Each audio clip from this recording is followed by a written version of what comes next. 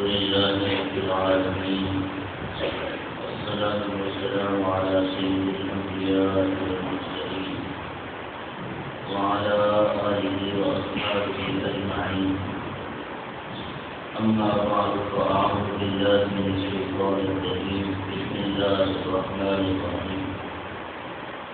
ومن أراد الآخرة وسعى لها سعيها وهو مؤمن فأولئك كان سعيهم مشكورا. صدق الله مولانا العظيم. هو الحبيب الذي ترجى شفاعته بكل قول من الأحوال مقتحم، منزه عن شريك في محاسنه فجوهر الحسن فيه غير منقسم. ومبلغ العلم فيه أنه بشر وأنه خير خلق الله كلهم. مولاي صل وسلم دائما أبدا على حبيبك خير الخلق كلهم. اللہ رب العزت ارشاد فرماتے ہیں: ومن أراد الآخرة وسعى لها سعيها وهو مؤمن. جو آخرت کا طلبگار ہوا اور ایمان کے ساتھ اس نے بھرپور کوشش اور سعی کی، فأولئک کان سعیهم مشکورا. یہی لوگ ہیں جن کی سعی، جن کی کوشش اللہ رب العزت کی بارگاہ کے اندر مقبول ہو.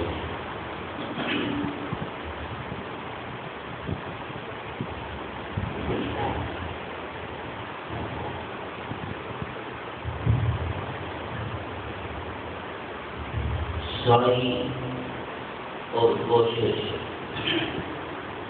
اللہ رب العزت کی رضا کی خاطر، آخرت کا طلبگار ہونا، آخرت کا ارادہ کرنا، اس کا مطلب اور مفہوم یہ ہے کہ بندہ ایسے اعمال پر کاربند ہو جائے کہ جو اعمال، جو امور آخرت کے لائق ہوں. جن جن کاموں کا حکم اللہ رب العزت نے دیا ہے ان کو بجا لاتا رہے، اور جن جن کاموں سے اللہ رب العزت نے منع فرمایا ہے ان سے روکا رہے. فَأُولَٰئِكَ كَانَ سَعْيُهُمْ مَشْكُورًا. جو بندہ ایسے امور پر کاربند رہے گا، اللہ رب العزت ان کی سعی اور ان کی کوشش کو رائگاں نہیں کر جانے دیں گے. ان کی سعی اور ان کی کوشش کو شرط قبولیت سے نوازیں گے. اس آیت مبارکہ کے اندر کوشش اور سعی کے قبول ہونے کے لیے 3 شرائط بیان کی گئی. پہلی شرط یہ ہے کہ مومن ہو. دوسری شرط یہ ہے کہ نیت صحیح ہونی چاہیے. اور تیسری شرط اللہ رب العزت کا قرب، اللہ رب العزت کا تقرب حاصل کرنے کے لیے بندہ صحیح طریقہ استعمال کرے. اگر پہلی شرط کو دیکھا جائے، یعنی ایمان کو دیکھا جائے، تو اس کے بغیر کوئی عمل اللہ کی بارگاہ کے اندر قابل قبول نہیں.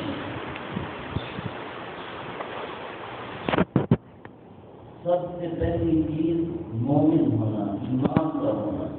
اگر مومن نہیں ہے، ایمان نہیں ہے، تو پھر کوئی عمل قابل قبول نہیں.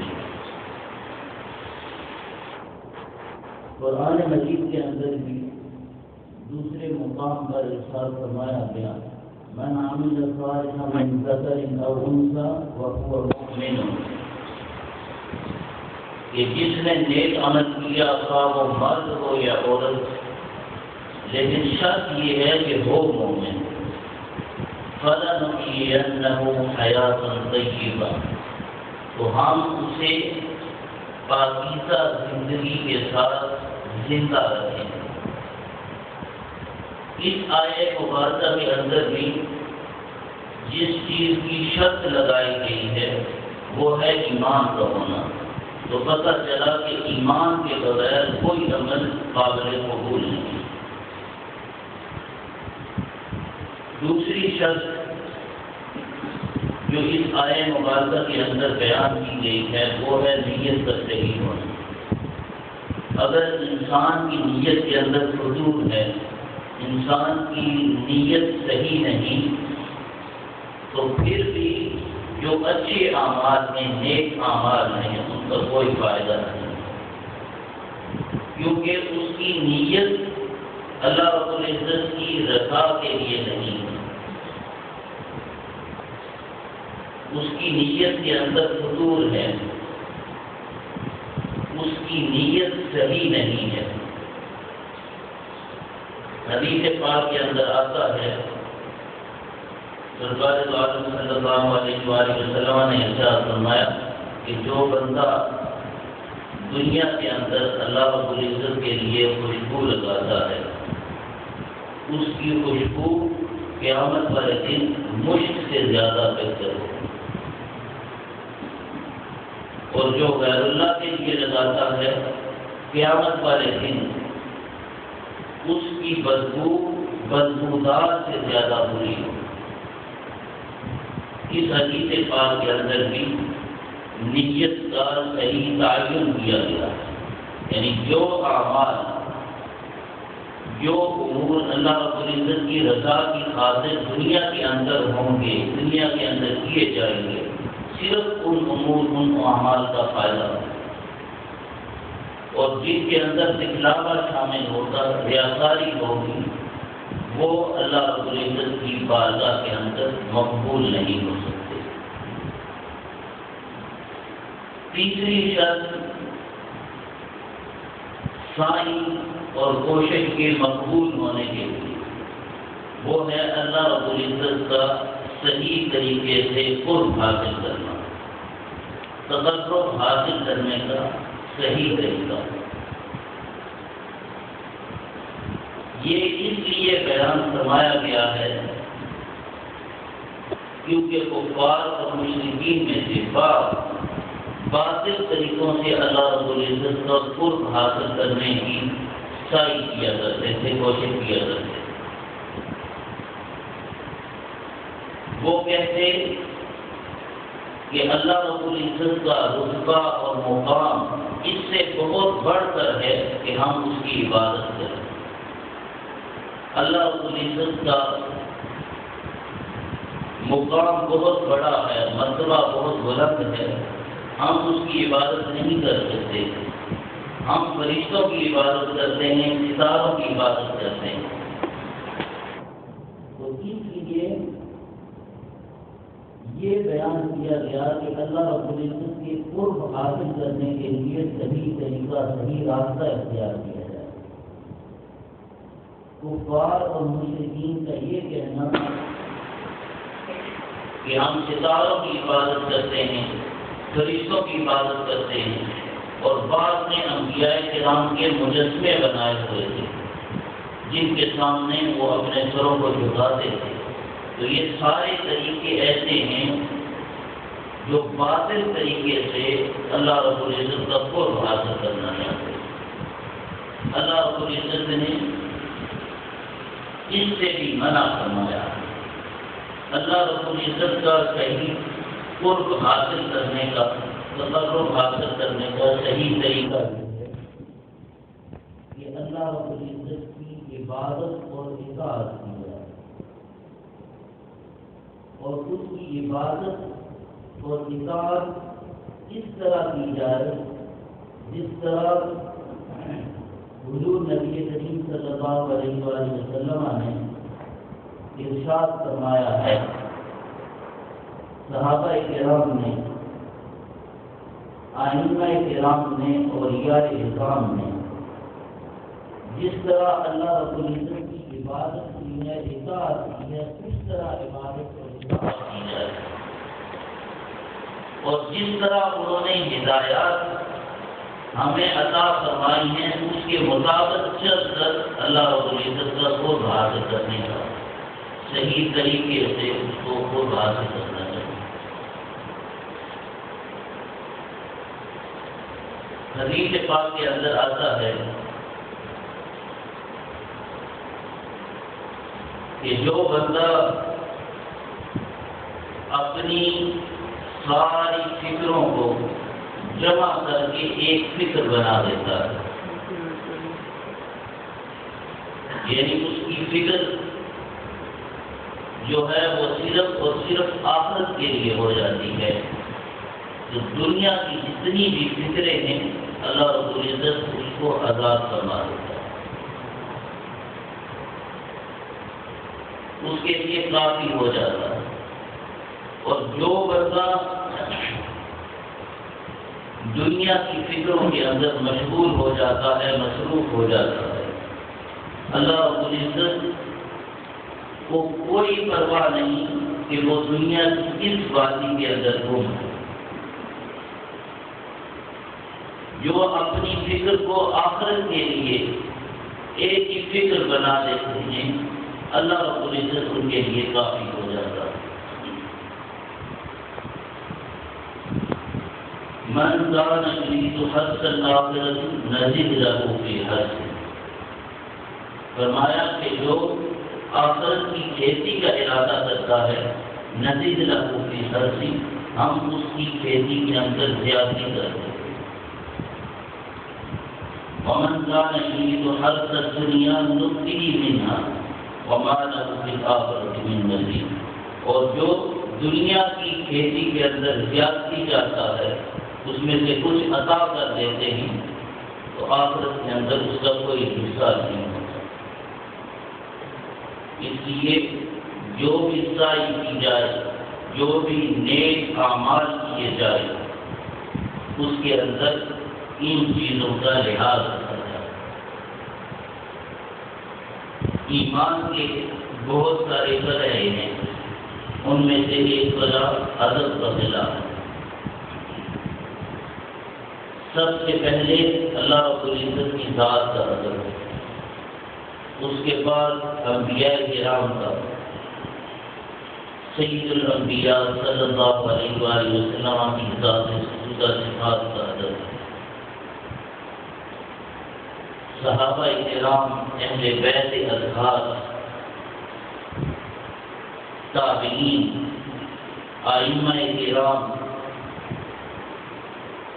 اس کے ساتھ والدین کا ادب، مساجد کا ادب، مدارس کا ادب، اور مومنین میں سے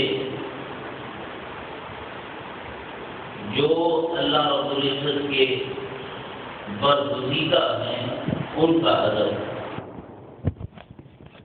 اگر تمام امور کے اندر، تمام معاملات کے اندر ادب کا خاص رکھا جائے گا، ادب کا لحاظ رکھا جائے گا، تو وہی امور، وہی معاملات اللہ رب العزت کی بارگاہ کے اندر مقبول ہوں گے۔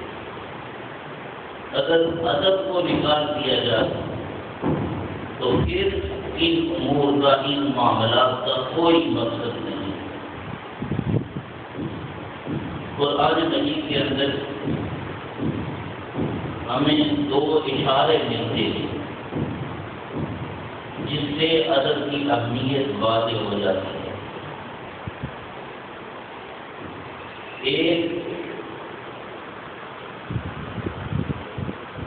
شیطان کے متعلق کہ جو لاکھوں سال اللہ رب العزت کی عبادت کرتا ہے، بہت بڑا ظاہر تھا، لیکن اللہ رب العزت کی بارگاہ کے اندر راغ درگاہ ملعون و مردود ہو گیا اور اس کا انجام بہت برا ہوا۔ اس کی وجہ اللہ رب العزت کی بارگاہ کے اندر اس کا ادب نہ کرنا اور سیدنا آدم علیہ السلام کے سامنے اپنے سر کو نہ جھکانا، اور دوسرا وہ اصحاب کہف کا سوتا تھا، اس نے غار کے اوپر بیٹھ کر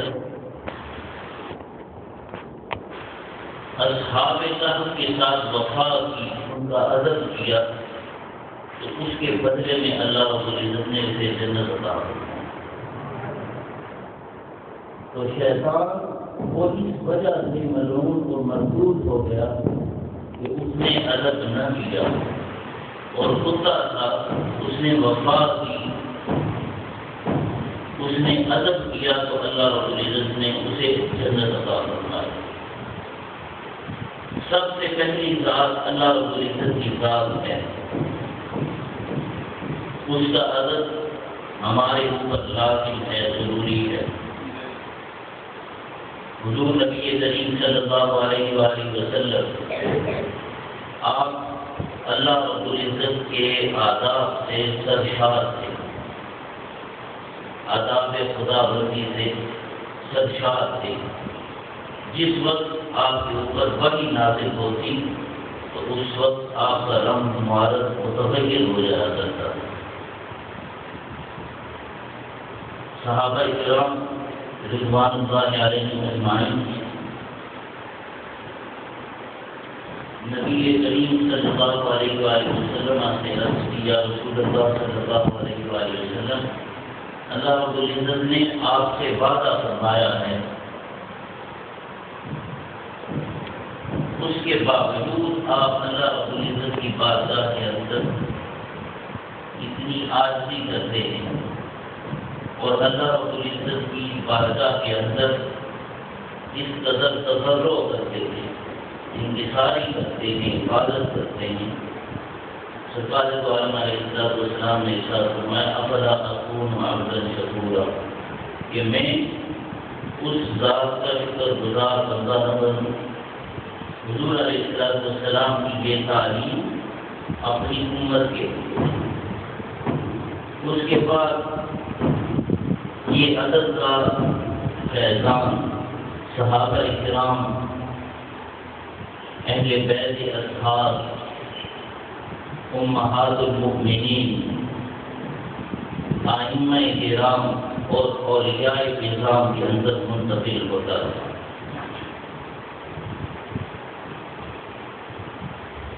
حضرت سیدنا امام اعظم ابو حنیفہ رحمۃ اللہ تعالی علیہ،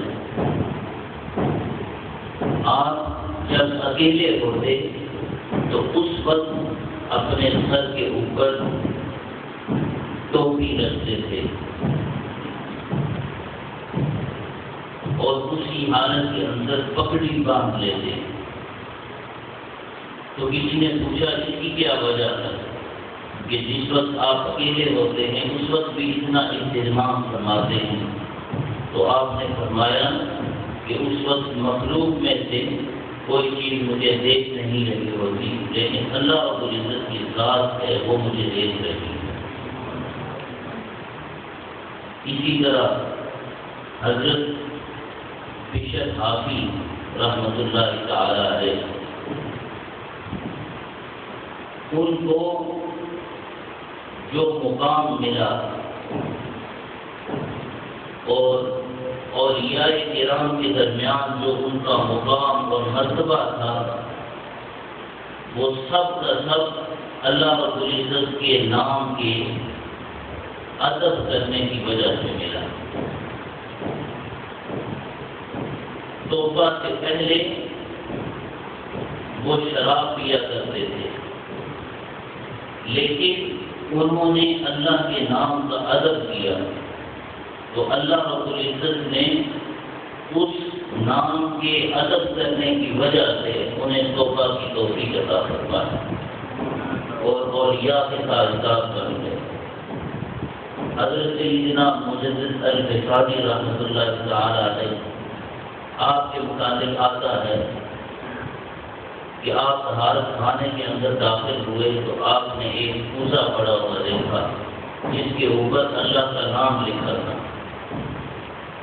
آپ نے اسے صاف کروایا اور اونچی جگہ پر رکھوایا، اور جب بھی پانی نوش فرمایا کرتے تھے تو اس کوزے سے فرمایا. تو آپ کو اللہ رب العزت کی طرف سے الہام ہوا کہ اے احمد، تو نے دنیا کے اندر ہمارے نام کو بلند کر دیا ہے، ہم نے قیامت تک تیرے نام کو بلند کر دیا.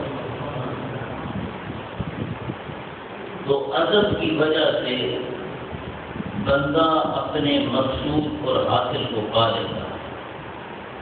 اگر ادب نہ ہو تو بندے کے کوئی اعمال، کوئی امور اللہ رب العزت کی بارگاہ کے اندر قبولیت حاصل نہیں ہوتی. تو 3 چیزیں ہیں جو اللہ رب العزت نے اس آیہ مبارکہ کے اندر بیان کی ہے. ایمان کا ہونا، نیت کا صحیح ہونا، اور اللہ رب العزت کا قرب حاصل کرنے کے لیے صحیح اور مستحسن طریقہ استعمال کرنا. اور ایمان کے اندر بھی ادب کو ملحوظ خاطر رکھا جائے. تو پھر اللہ رب العزت نے ارشاد فرمایا فَأُولَٰئِكَ كَانَ سَعْيُهُمْ مَشْكُورًا، ان لوگوں کی سعی کو، ان لوگوں کی کوشش کو ہم اپنی بارگاہ عالیہ کے اندر شرف قبولیت سے نوازیں. اللہ رب العزت عمل کرنے کی توفیق عطا فرمائے، سمجھنے کی توفیق عطا فرمائے. رمضان المبارک کی آمد ہے اور یہ نیکیوں کا موسم بہار ہے.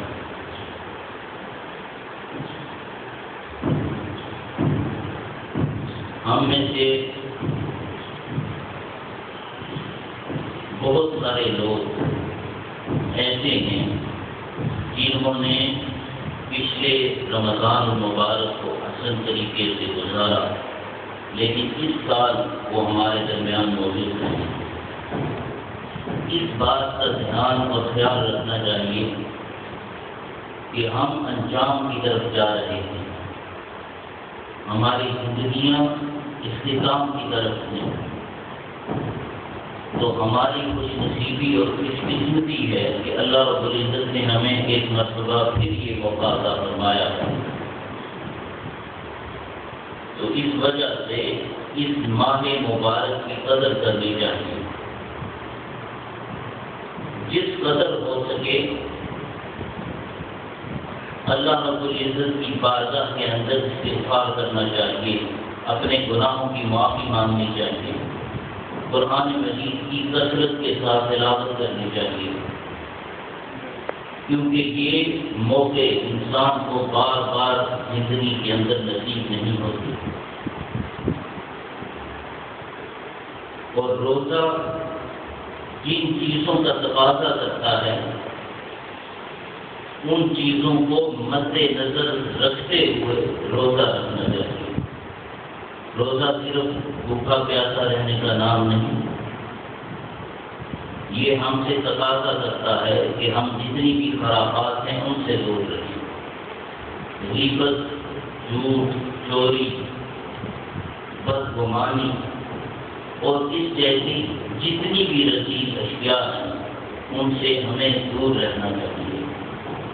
اللہ رب العزت کی عبادت سے دل سے کرنی چاہیے اور گناہوں سے اپنے آپ کو محفوظ رکھنا چاہیے. اللہ رب العزت ہم سب کو اپنی ذات کی پکی سچی محبت عطا فرمائے، نبی کریم صلی اللہ علیہ وآلہ وسلم کی سنت مطہرہ پر چلنے کی توفیق عطا فرمائے، اور اولیاء اعظام ان سے اپنی وابستگی کو مضبوط کرنے کی توفیق عطا فرمائے. اللہ رب العزت ہمارا حامی و ناصر ہو. انشاءاللہ عزیز یہ درس کا سلسلہ رمضان المبارک کے اندر موقوف رہے گا اور رمضان المبارک کے بعد یہ سلسلہ انشاءاللہ پہلی بار کو دوبارہ شروع